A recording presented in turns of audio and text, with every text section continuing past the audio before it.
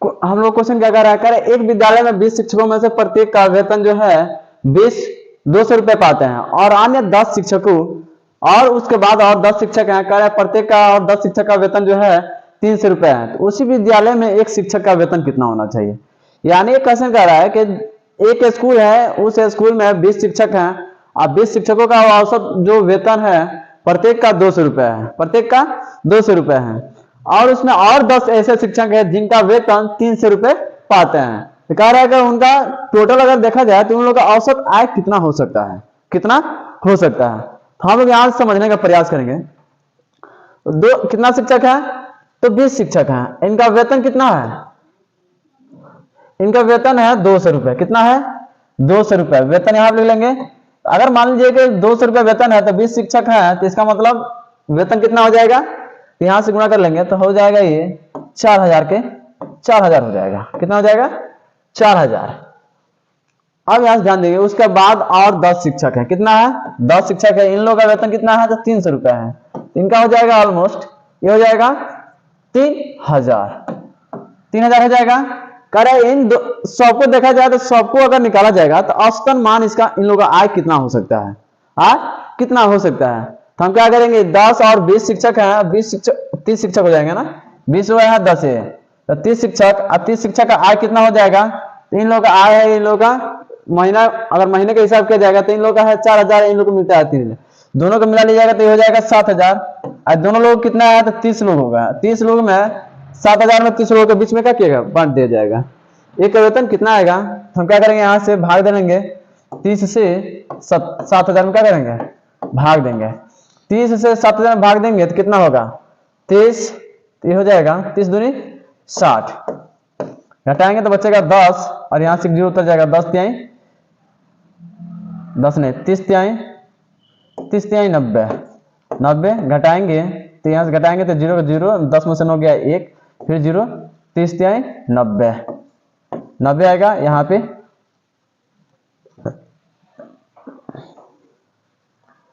ये हो जाएगा यहां से 10 बच गया, यानी कटेगा नहीं कटेगा तो हर बार ऐसे आते रहेगा। तो यहाँ पे होंगे 3, लगभग मान आएगा 233 पॉइंट इतना आएगा, 233 रुपये 33 पैसा 33 आना ऐसे करके आएगा। तो हम कह सकते हैं एक शिक्षक का औसत आयु, एक शिक्षक का औसत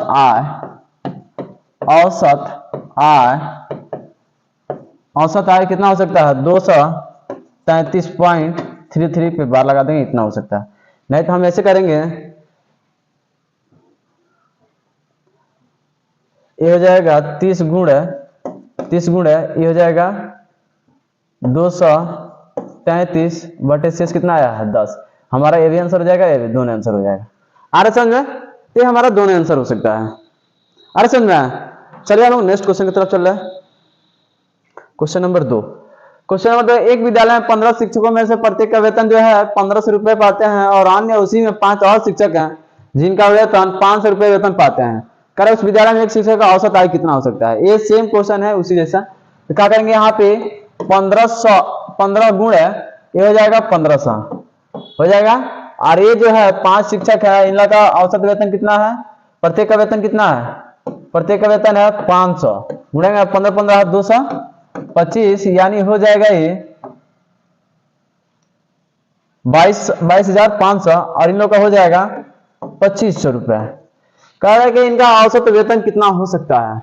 हम क्या करेंगे, टोटल में तो इन लोगों में भाग दे देंगे जोड़कर, इसको जोड़ेंगे तो हो जाएगा 2, 0 का 0, ये 0 का 0, 5 5 10 का 0, ये 2 2 4 1 5 और 2 का 2 हो गया। ये टोटल लोग कितना है, तो 15 5 20 लोग होंगे, इसी में से इन लोगों को बांटना पड़ेगा। तो 20 से देखिए इन दोनों को जोड़ लीजिएगा ना, इन लोगों को औसत यानी औसत मान पूछ रहा है कि इन लोगों का औसत आय कितना हो सकता है का। औसत आय तो मान लीजिए टोटल है, इन लोगों में बांटना पड़ेगा। तो बांट देंगे यहाँ से, पहले इसमें जब भाग देंगे तो एक लोगों का आय निकल जाएगा। यहाँ से 20 से 25 में भाग देंगे, एक लोगों का आय क्या होगा, निकल जाएगा 25,000। यहाँ 20 से कम,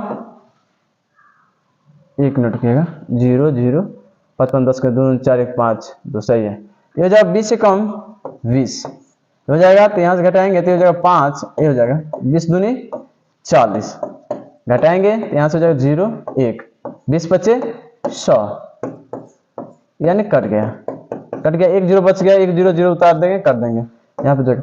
अरे 20 में कितना जीरो करेंगे तो जीरो आएगा, तो 20 में जीरो से गुणा करेंगे सब जीरो हो जाएगा। यानी एक शिक्षक का औसत आय कितना हो सकता है, तो हम कह सकते हैं एक शिक्षक का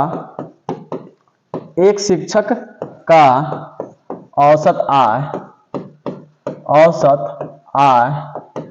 कितना हो सकता है, तो कह सकते हैं 1250 रुपये, 1250 रुपये होगा आराम से।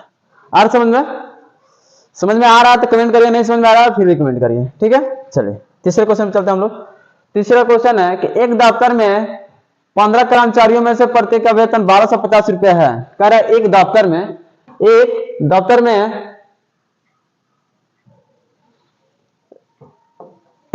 में 15 कर्मचारियों में से प्रत्येक का वेतन जो है 1250 रुपये है, और उसी दफ्तर में 20 और कर्मचारी है जिनका वेतन 2200 रुपये है। तो दफ्तर के एक कर्मचारी का वेतन ज्ञात करें।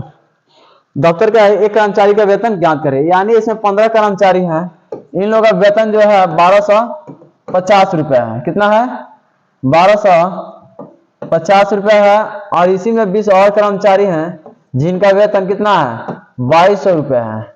इन लोग गुणा किया जाएगा, गुणा करिएगा 15 में 0 से तो 0, और 15 पचे 75 के 5 हासिल 7, अब 12 15 कितना होता है 15 दाम 150, 15 दूनी 30, 180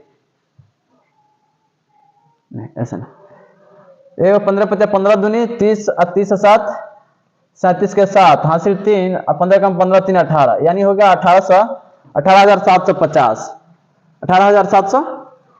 15 में 0 से 15 पचे 75 के 5 हासिल 7, 15 दूनी 30 7 37, 15 कम 15 3 18 हो गया। अब यहाँ पे कर लेंगे हम, इसको गुणा करेंगे 20 में 0 से 0, 20 में 0 से 0, 20 दूनी 40 के 0, अब 20 दूनी 40 से 4 44 हो जाएगा, यानी इन लोगों का हो जाएगा 44,000, इन लोग हो जाएगा 18,750। कर लगा उस दफ्तर में एक कर्मचारी का औसत आय कितना हो सकता है, यानी औसत वेतन कितना हो सकता है। तो हम क्या करेंगे, इन दोनों को जोड़कर, इसमें दोनों को जोड़कर भाग दे देंगे। ये 0 का 0, 5 0 5, 7 0 7, ये 8 4 12 के 2, 4 1 5 1 6, यानी 62,750 हो जाएगा। टोटल कर्मचारी कितना है, ये हो जाएगा 62,750 बटे ये हो जाएगा 20 15, 20 15 हो जाएगा 35।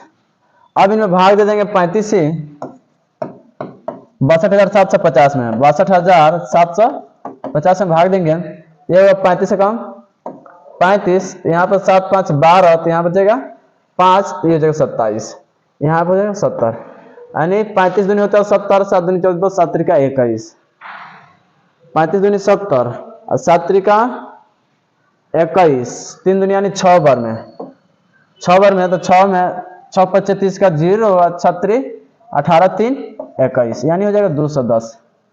7 बार में गुणा कर लेते हैं, 7 बार में आ जाएगा 7 से, इसी के साथ में नहीं 7 से गुणा करेंगे तो 7 25 35 का 5 और 7 त्रिका 21 से 3 24, घटाएंगे यहाँ से तो हो जाएगा 7 में से 5 गया 2, और यहाँ से 7 में से 4 गया 3, और 2 से 2 कट गया, उतारे थे 7, अब उतार लेंगे यहाँ पे 5, यानी हो जाएगा 300। तो 35 दहाम में 35 350, 35 9 गुणा कर लेंगे, 35 9 9 45 का 5, 29 27 से 5 32,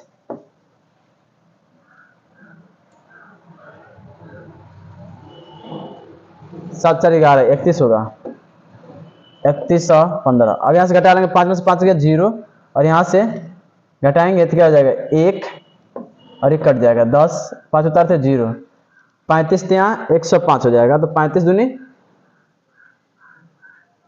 30 90, हाँ 35 दूनी 70, यहाँ से घटाएंगे तो ये हो जाएगा हमारा 0 में से 0, 7 में से गया 3, यानी हमारा शेष बच गया 3। तो हम कह देंगे यहाँ से हमारा आंसर जो होगा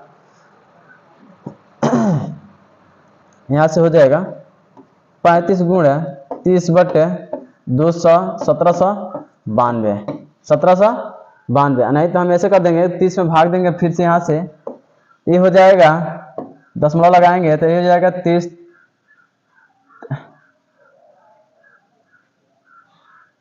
8 से 8 से भाग देना पड़ेगा। तो 8 पचे 40 के 0, 8 तरीका 24 4 28, यहाँ से गुणा कर लेंगे तो ये हो जाएगा 0। अब यहाँ से बचेगा 4, 10 में से तो ये बचेगा 2, यहाँ से कट जाएगा।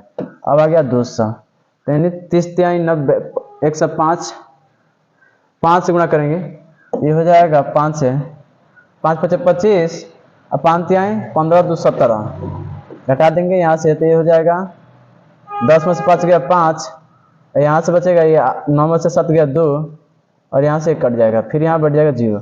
यानी लगभग में अगर देखा जाएगा तो इतना आएगा।